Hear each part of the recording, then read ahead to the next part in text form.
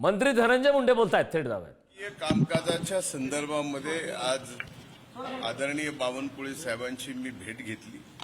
महसूल विभागाचे बीड जिल्ह्यातले आणि परळी विधानसभा मतदारसंघातले काही प्रश्न राहिले होते ते मार्गी लावण्यासाठी माझी आणि त्यांची आज भेट झाली। सर, दुसरीकडे रोहित पवार ट्विट करत आहेत, तुमच्यावर आरोप होतोय की बीड पोलिसांनी काही पलंग मागवलेले आहेत, त्यावरतून हे पलंग नेमकी आत्ताच याची गरज का भासली? एक लक्षात घ्या, एकंदरच या बाबतीत पोलीस प्रशासनाने स्टेटमेंट दिलेलं आहे की हे पूर्वीच ज्या खाटा मागवल्या होत्या त्या पूर्वीच मागवलेल्या आहेत। त्या काही ही घटना घडल्यानंतर किंवा घटना घडायच्या नंतर किंवा आरोपी अटक होणार आहेत त्यावेळेस काही केलेलं नाही, तर त्याच्या अगोदरच त्यांनी त्या खाट मागवल्या असं पोलीस प्रशासनाने त्यांच्या स्टेटमेंटमध्ये अतिशय सुस्पष्टपणाने सांगितलेलं आहे। वडेट्टीवारांचं वादग्रस्त असं वक्तव्य आहे की छोट्या राजीनामा द्यावा मागणी केली जाते, काय खरंच एक मुद्दा असा आहे की मी राजीनामा द्यावा तर का द्यावा याचं काहीतरी कारण लागेल। या कुठल्याही प्रकरणामध्ये मी ना आरोपी आहे ना माझा या प्रकरणाशी कुठलाही अर्थार्थी संबंध आहे। आता या प्रकरणामध्ये भाऊचा भाऊ करायचा आणि कुणाचा तरी राजीनामा मागायचा अशा पद्धतीनं माझा राजीनामा काही जण मागतायत, त्यांचं मागण्याचं समाधान वडेट्टीवारांचं वादग्रस्त वक्तव्य आहे की छोट्या आकाला कुठेतरी एन्काउंटर केलं जाऊ शकतो मोठ्या आकाला वाचवण्यासाठी, त्यामुळे छोट्या आकाला वाचवण्याची गरज आहे असं ते बोलतात। नाही, तसे माननीय विजय वडेट्टीवार बोलायला हुशार आहेत, पण अशा पद्धतीचं छोटा आका आणि मोठा आका हे पहिल्यांदाच तुमची सर्वांची भाषा मी आज ऐकतोय। किंवा कुणाचा एन्काउंटर आणि कुणाचा काय, हे अशा गोष्टी नाही आहेत।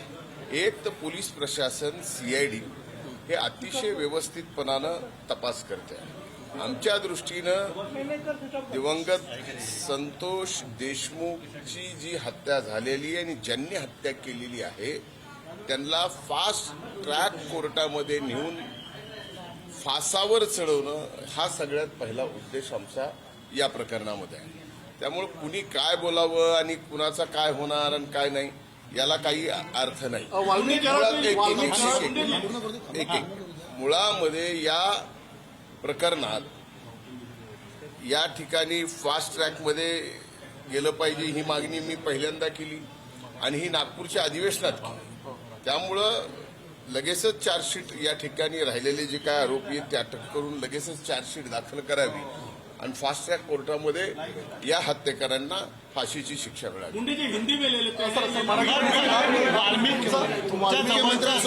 या संदर्भात चर्चा केलेली आहे का या प्रकरणी? पुन्हा नाही, मुख्यमंत्र्यांशी आणि तुमचं या संदर्भात काय बोलणं?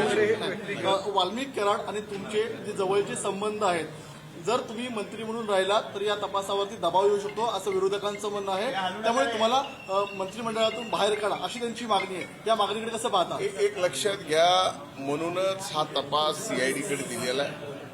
हा तपास न्यायालयीन पण होणार आहे, त्यामुळं त्या तपासाशी कुठल्याही प्रकारचा प्रभाव मी मंत्री म्हणून राहून होऊच शकत नाही। म्हणूनच या ठिकाणी सीआयडी, एसआयटी आणि न्यायालयीन ह्या तिन्ही प्रकारच्या चौकशा या ठिकाणी चालू आहेत। बीडचं पालकमंत्रीपद हे मुख्यमंत्री एक लक्षात घ्या, याच्यात का घडतं हे आम्हाला कळण्यापेक्षा माध्यमांना जास्त अगोदर कळतं। आता या बाबतीमध्ये का घडावं, या बाबतीत मीच पालकमंत्री, मीच मंत्री, मीच का नसावं, हे जे विरोध करणारे लोक आहेत आपण त्यांना प्रश्न विचारले तर अधिक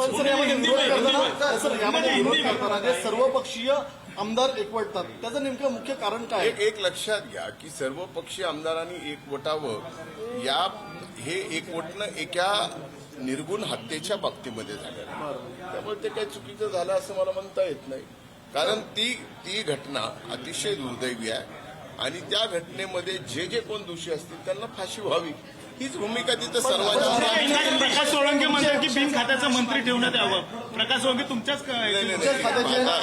मला कोण म्हणलं माहीत नाही, पण बिन खात्याचं मंत्री कसं ठेवता येतं शासनाने त्यांच्याकडनं पूर्णपणानं पालकमंत्री भूमिका काय आहे? सर्वपक्षीय आमदार म्हणतात की मुख्यमंत्री किंवा अजितदादांनी बीडचं पालकमंत्रीपद घ्यावं. या बाबतीत जे निर्णय घेतील ते आमचे नेते आदरणीय अजितदादा घेतील.